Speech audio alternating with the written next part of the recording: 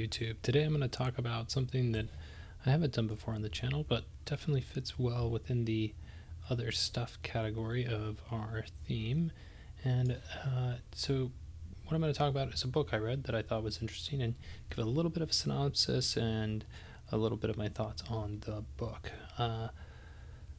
Little background on my reading habit. I read books that I check out from the library using the Libby app on my phone, so it's probably 95% audio. Most of the time I'm running using these headphones when I listen to books, so it's a thing I like to do during my fitness activity. All right, so the book we're going to talk about today is Raising Human Beings by Ross W. Greene, and then the subtitle is Creating a Collaborative Partnership with Your Child. Let me pull up my notes here. So this book came into my life because my wife recommended it and a colleague at her work recommended it.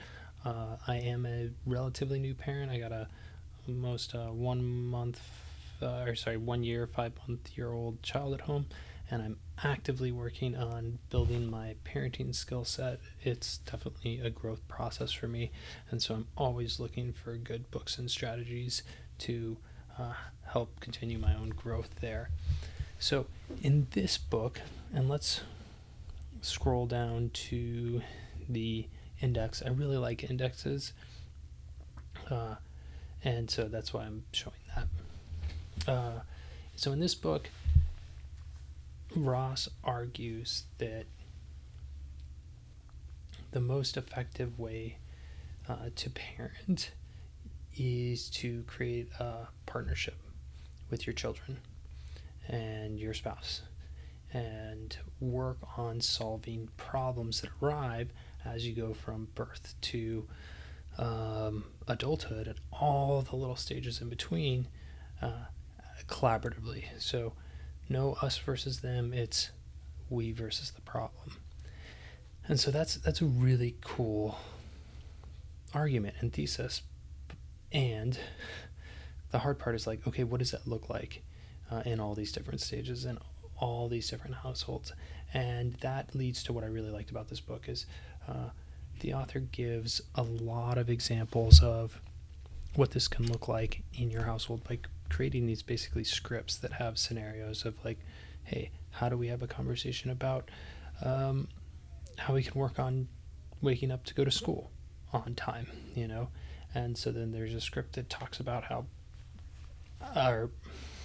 that creates it's a hypothetical conversation between the parent and the child, and through those you get this like narrative example of what that skill set looks like, what that listening and advocating skill set looks like for your own needs. So a lot of times it's, you create a safe place to listen to what your child's got going on, or the person in your family you're trying to have could be your spouse too, have a meaningful conversation with, actively listen to them, which is skill set in itself, and then talk about your needs and how they can be met and try and find a way to meet in the middle. And that's where we get into chapter 5 and chapter 6, technical support. I would highly recommend people use mental health services like BetterHelp, your local therapy organization. We're way past the days where mental health should be stigmatized. The most successful people and just normal people use these services all the time. Medication could be helpful too, depending on what you got going on. So I'd put that in the technical support category. Don't have a lot to say about chapter 7, chapter 8, enduring partnership. I'd say that goes into the growth mindset. Bigger picture, that's all about prioritization. So some issues may be worth just letting slide depending on what your household dynamic is. And then jumping back to the top of role confusion is, I think, where a lot of people run into problems with their parenting approach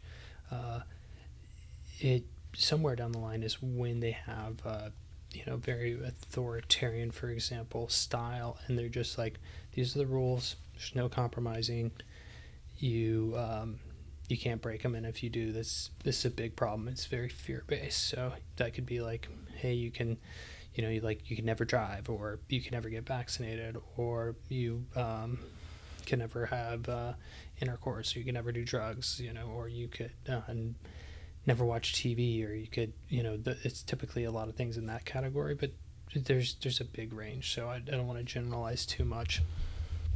So in any case, that's my summary. This is a great parenting book. I've read my share of them. The key thing I learned in terms of strategies was just confidence in using some of these things that were laid out to by the author to improve my own skill set, and those being like the example conversations. So just listening to how those played out while I listened to the book gave me a framework to hold my own conversations, and for my own self, actively listen to the person and say, hey, this is what I hear you saying X, Y, and Z, and I get it, and here my needs are A, B, C. How can we work together to find a management system that works for both of us?